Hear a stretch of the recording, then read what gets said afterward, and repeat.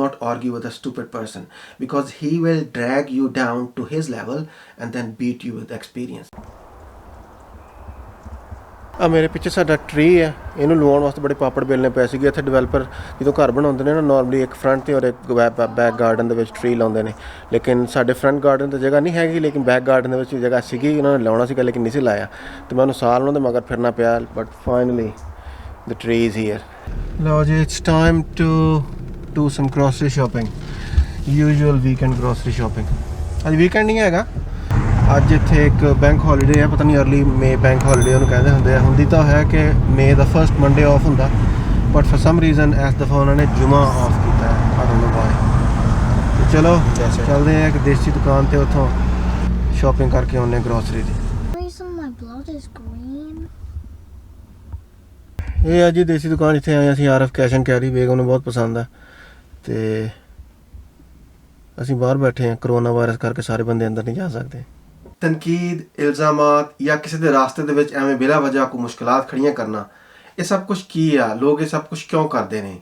Let's take a deep dive and try to understand the reason behind it. Assalamu alaikum, welcome back to my channel. I'm Muzaffar Teja and you are watching Leap of Faith. ਇਸ channel ਦੇ ਉੱਤੇ ਮੈਂ vlogs, travelling ਔਰ ਕੁਛ motivational videos upload ਕਰਦਾ ਹਾਂ।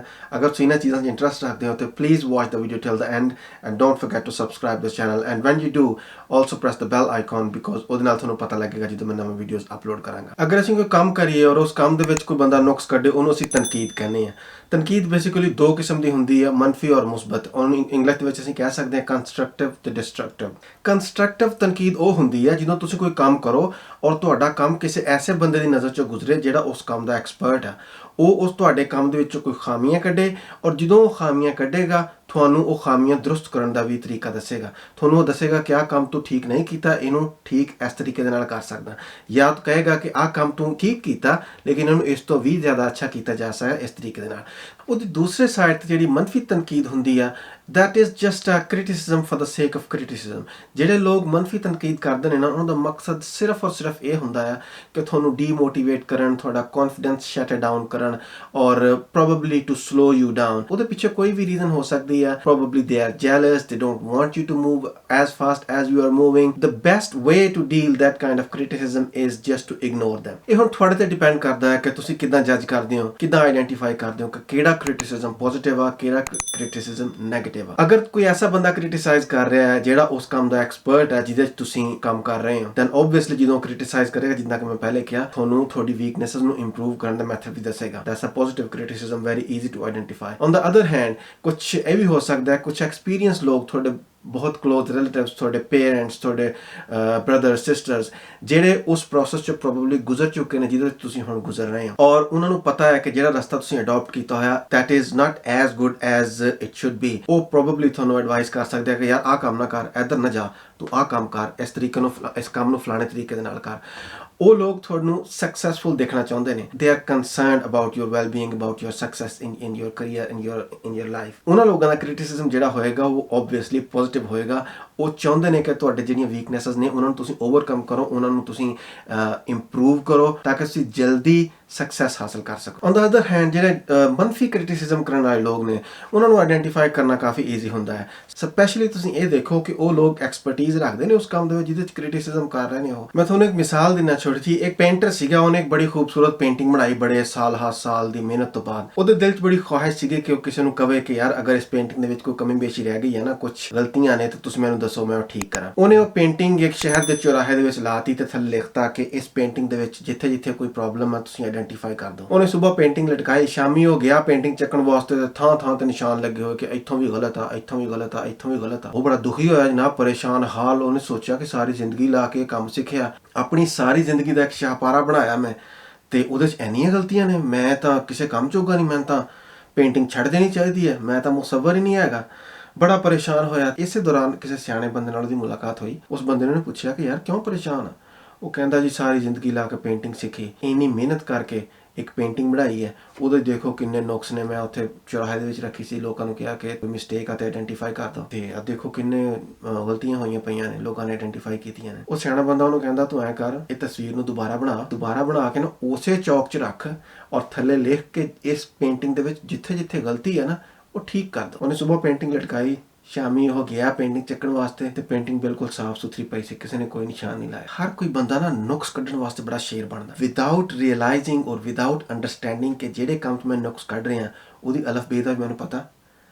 ਜਦੋਂ ਤੁਸੀਂ ਉਹਨੂੰ ਕਹੋਗੇ ਨਾ ਕਿ ਯਾਰ ਇਹਦੇ 'ਚ ਜਿਹੜਾ ਨੁਕਸ ਕੱਢਿਆ ਆ ਉਸ ਨੁਕਸ ਨੂੰ ਤੂੰ ਠੀਕ ਕਰ ਦੇ, ਜਾਂ ਮੈਂ ਉਹਨੂੰ ਦੱਸ ਕਿ ਉਹਨੂੰ ਮੈਂ ਕਿੱਦਾਂ ਠੀਕ ਕਰਾਂ, ਫਿਰ ਉੱਥੇ ਬੋਲਤੀ ਬੰਦ ਹੋ ਜਾਂਦੀ ਹੈ, ਉੱਥੇ ਸਭ ਸੋਗੀਆਂ ਦਾ ਸਾਰਿਆਂ। ਇਸ ਸਟੋਰੀ ਨੂੰ ਮੱਦੇਨਜ਼ਰ ਰੱਖਦੇ ਹੋਏ ਅਗਰ ਤੁਸੀਂ ਦੇਖੋ ਨਾ ਤੇ ਫਿਰ ਤੁਹਾਨੂੰ ਡਿਸਟਰਕਟਿਵ ਕ੍ਰਿਟਿਸਿਜ਼ਮ ਜਿਹੜਾ ਅੱਛੇ ਤਰੀਕੇ ਨਾਲ ਸਮਝ ਆਏਗਾ ਕਿ ਉਹ ਲੋਕ ਜਿਹੜੇ ਐਵੇਂ ਬਿਲਾ ਵਜ੍ਹਾ ਸਾਰੇ ਰਾਹ ਚੱਲਦੇ ਨਾ, ਉਹਨਾਂ ਦਾ ਬਸ ਆਦਤ ਆ ਕਿ ਇੱਥੇ ਉਂਗਲ ਲਾਉਣੀ ਹੈ, ਇੱਥੇ ਉਂਗਲ ਲਾਉਣੀ ਹੈ, ਉਹਨਾਂ ਨੂੰ ਨੁਕਸ ਕੱਢਣਾ ਹੀ ਕੱਢਣਾ। ਯੂ ਨੀਡ ਟੂ ਆਇਡੈਂਟੀਫਾਈ ਕਿ ਇਹਦਾ ਕ੍ਰਿਟਿਸਿਜ਼ਮ ਵਰਥ ਵੀ ਕਰਦਾ ਕਿ ਨਹੀਂ। ਐਸੇ ਲੋਕਾਂ ਦੇ ਕ੍ਰਿਟਿਸਿਜ਼ਮ ਨੂੰ ਰਿਸਪੌਂਡ ਕਰਨਾ ਚਾਹੀਦਾ just by ignoring it. There is no better way to deal with it. ਦੂਸਰੀ ਮੈਂ ਗੱਲ ਕੀਤੀ ਇਲਜ਼ਾਮ ਦੀ, ਬਲੇਮ ਦੀ, ਸਪੈਸ਼ਲੀ ਜਦੋਂ ਕੋਈ ਬੰਦਾ ਕੰਮ ਕਰਦਾ ਆ ਉਹਦੇ ਮੋਟਿਵ ਨੂੰ, ਉਹਦੇ ਪਰਪਸ ਨੂੰ, ਬਿਹਾਈਂਡ ਦੈਟ ਡੀਡ ਜੱਜ ਕਰਨਾ ਕਿ ਯਾਰ ਇਹ ਕੰਮ ਅੱਲਾ ਦੀ ਰਜ਼ਾ ਵਾਸਤੇ ਨਹੀਂ ਕਰ ਰਿਹਾ, ਇਹ ਕੰਮ ਇਸ ਵਾਸਤੇ ਨਹੀਂ ਕਰ ਰਿਹਾ ਕਿ ਕਮਿਊਨਿਟੀ ਦੇ ਲੋਕਾਂ ਦਾ ਕੋਈ ਭਲਾ ਹੋ ਜਾਵੇ, ਇਹ ਕੰਮ ਇਸ ਵਾਸਤੇ ਕਰ ਰਿਹਾ ਕਿ ਦੁਨੀਆ ਜਿਹਦੀ ਬੱਲੇ ਬੱਲੇ ਹੋ ਜਾਵੇ, ਲੋਕੀ ਕਹਿਣ ਜੀ ਇਹ ਤਾਂ ਬੜਾ ਸਖੀ ਆ, ਲੋਕੀ ਕਹਿੰਦੇ ਬੜਾ ਨੇਕ ਬੰਦਾ ਆ। ਅਗਰ ਕੋਈ ਬੰਦਾ ਚੰਗਾ ਕੰਮ ਕਰ ਰਿਹਾ ਹੈ ਤੇ ਉਹਦਾ ਜਿਹੜਾ ਮੋਟਿਵ ਆ, ਉਹਦੀ ਜਿਹੜੀ ਇੰਟੈਂਸ਼ਨ ਆ ਬਿਹਾਈਂਡ ਦੈਟ ਡੀਡ, ਉਹਨੂੰ ਜੱਜ ਕਰਨਾ ਔਰ ਨੈਗੇਟਿਵ ਸੈਂਸ ਦੇ ਵਿੱਚ ਉਹਨੂੰ ਅਪਰੀਸ਼ੀਏਟ ਨਹੀਂ ਕਰਨਾ। ਅਗਰ ਕੋਈ ਬੰਦਾ ਚੰਗਾ ਕੰਮ ਕਰ ਰਿਹਾ ਤੇ ਇਹ ਨਹੀਂ ਕਹਿਣਾ ਯਾਰ ਥੈਂਕ ਯੂ ਵੈਰੀ ਮਚ, ਤੂੰ ਜਿਹੜਾ ਕੰਮ ਕਰ ਰਿਹਾ ਇਹਦੇ 'ਚ ਕਮਿਊਨਿਟੀ ਦਾ ਬੜਾ ਫਾਇਦਾ ਆ,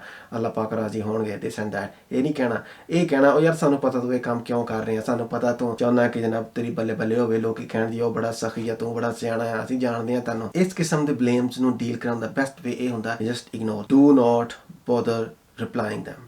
ਉਹਦੀ ਵਜ੍ਹਾ ਇਹ ਹੁੰਦੀ ਆ ਕਿ ਮੋਸਟ ਪ੍ਰੋਬੇਬਲੀ ਐਸੇ ਲੋਕਾਂ ਦਾ ਜਿਹੜਾ ਪਰਪਸ ਹੁੰਦਾ ਆ ਉਹ just to detract you, just to distract you.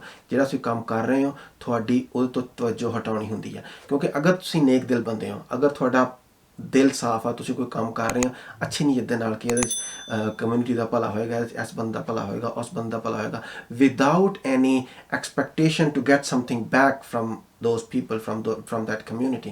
ਜਦੋਂ ਤੁਹਾਡਾ ਦਿਲ ਸਾਫ਼ ਆ ਨਾ, just do not bother responding to these people, because ਉਹਨਾਂ ਨੂੰ ਵੀ ਪਤਾ ਹੁੰਦਾ ਕਿ ਇਹਦਾ ਦਿਲ ਸਾਫ਼ ਆ। ਉਹਨਾਂ ਦੀ ਕੋਸ਼ਿਸ਼ ਇਹ ਹੁੰਦੀ ਆ ਕਿ ਬਸ ਇਹੋ ਜਿਹੀਆਂ ਗੱਲਾਂ ਕਰਕੇ ਇਹਨਾਂ ਨੂੰ ਡੀਟਰੈਕਟ ਕਰੀਏ, ਇਹਨੂੰ ਡਿਸਟਰੈਕਟ ਕਰੀਏ ਤਾਂ ਕਿ ਇਹ ਸਾਡੀਆਂ ਗੱਲਾਂ ਦਾ ਜਵਾਬ ਦੇਣਾ ਸ਼ੁਰੂ ਕਰ ਦੇਵੇ, ਜਿਸ ਕੰਮ ਦੇ ਉੱਤੇ ਇਹ ਲੱਗਿਆ ਹੋਇਆ ਨੇਕ ਅੱਛੇ ਕੰਮ ਦੇ ਉੱਤੇ ਉਤੋਂ ਹਟ ਜਾਵੇ। ਫਾਈਨਲੀ ਮੈਂ ਗੱਲ ਕਰਾਂਗਾ ਉਹਨਾਂ ਲੋਕਾਂ ਦੀ ਜਿਹੜੇ ਬਿਲਾ ਵਜ੍ਹਾ ਲੋਕਾਂ ਦੇ ਰਾਸਤੇ ਦੇ ਵਿੱਚ ਐਵੇਂ ਹਰਡਲਸ ਔਰ ਮੁਸ਼ਕਲਾਤ ਖੜੀਆਂ ਕਰਦੇ ਨੇ। ਕੋਈ ਬੰਦਾ ਕੋਈ ਵੀ ਕੰਮ ਕਰ ਰਿਹਾ, ਉਹਨਾਂ ਨੂੰ ਰਾਸ ਨਹੀਂ ਆਉਂਦਾ ਕਿ ਕਿਉਂ ਕੰਮ ਕਰ ਰਿਹਾ। ਕੋਈ ਬੰਦਾ ਪੜ੍ਹਾਈ ਦੇ ਵਿੱਚ ਤੇਜ਼ ਆ, ਕਿਸ ਦਾ ਬਿਜ਼ਨਸ ਅੱਛਾ ਚੱਲਣ ਲੱਗ ਪਿਆ, ਕੋਈ ਵੈਸੇ ਫਿਲਾਂਥਰੋਪਿਸਟ ਆ, ਅੱਛੇ ਕੰਮ ਕਰ ਰਿਹਾ, ਅੱਲਾ ਦੇ ਰਾਸਤੇ ਦੇ ਵਿੱਚ ਗਰੀਬਾਂ ਦੀ ਹੈਲਪ ਕਰ ਰਿਹਾ, ਉਹਨਾਂ ਨੂੰ ਨਹੀਂ ਪਸੰਦ ਆਉਂਦਾ। ਉਹਨਾਂ ਨੇ ਹਰ ਪੋਸੀਬਲ ਕੋਸ਼ਿਸ਼ ਕਰਨੀ ਆ ਉਹਨਾਂ ਦੀ ਪਾਵਰ ਦੇ ਵਿੱਚ ਤਾਂ ਕਿ ਉਹਨਾਂ ਲੋਕਾਂ ਦੇ ਰਾਸਤੇ ਦੇ ਵਿੱਚ ਮੁਸ਼ਕਲਾਤ ਖੜੀਆਂ ਕੀਤੀਆਂ ਜਾ ਸਕਣ। ਅਗੇਨ ਉਹਨਾਂ ਨੂੰ ਵੀ ਡੀਲ ਕਰਨ ਦਾ ਤਰੀਕਾ ਇਹੀ ਹੈ ਕਿ just ignore them until and unless, for example, if somebody is blaming you for something, if somebody is causing you any trouble on the way what you are doing, ਅਗਰ ਤਾਂ ਉਹ ਕੋਰਟ ਜਾਂਦੇ ਨੇ, ਅਗਰ ਤੁਹਾਡੇ ਤੋਂ ਕੋਈ ਇਲਜ਼ਾਮ ਲਾਉਂਦਾ ਹੈ ਕਿ ਤੁਸੀਂ ਜਾਸੂਸ ਹੋ, ਤੁਸੀਂ ਮੁਲਕ ਦੇ ਵਾਸਤੇ ਬੁਰਾ ਕਰ ਰਹੇ ਹੋ, ਤੁਸੀਂ ਜਿਹੜਾ ਕੰਮ ਕਰ ਰਹੇ ਹੋ ਉਹਦੇ ਪਿੱਛੇ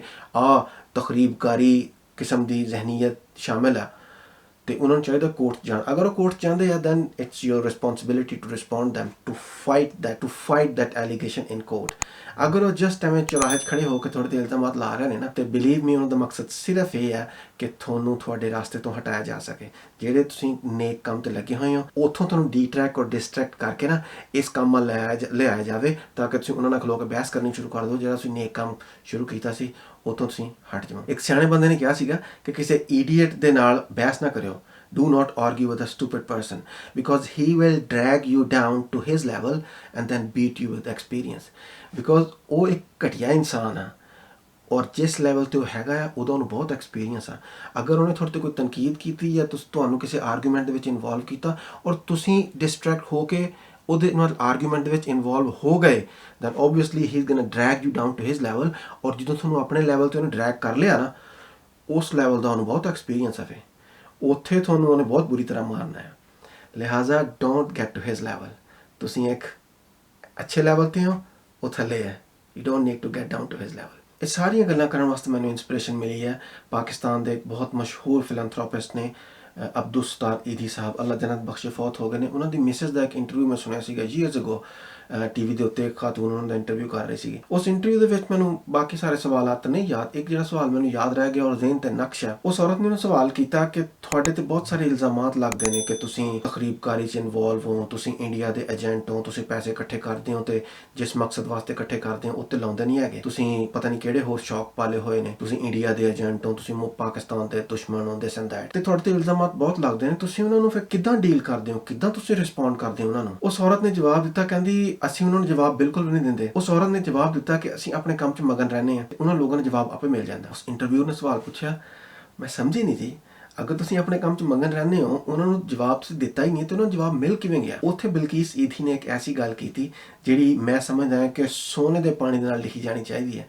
ਬਿਲਕੀਸ ਈਥੀ ਨੇ ਉਹਨੂੰ ਕਿਹਾ ਕਿ ਜਿਹੜੇ ਲੋਕ ਸਾਡੇ ਤੇ ਕ੍ਰਿਟਿਸਿਜ਼ਮ ਕਰਦੇ ਨੇ ਨਾ, ਉਹਨਾਂ ਦਾ ਮਕਸਦ ਸਿਰਫ ਇਹ ਹੁੰਦਾ ਹੈ ਕਿ ਅਸੀਂ ਜਿਹੜੇ ਨੇਕ ਕੰਮ ਤੇ ਲੱਗੇ ਹੋਏ ਹਾਂ ਨਾ, ਉੱਥੋਂ ਅਸੀਂ ਹਟ ਕੇ ਉਹਨਾਂ ਦੇ ਸਵਾਲਾਂ ਦੇ ਜਵਾਬ ਦੇਣੇ ਸ਼ੁਰੂ ਕਰ ਦਈਏ।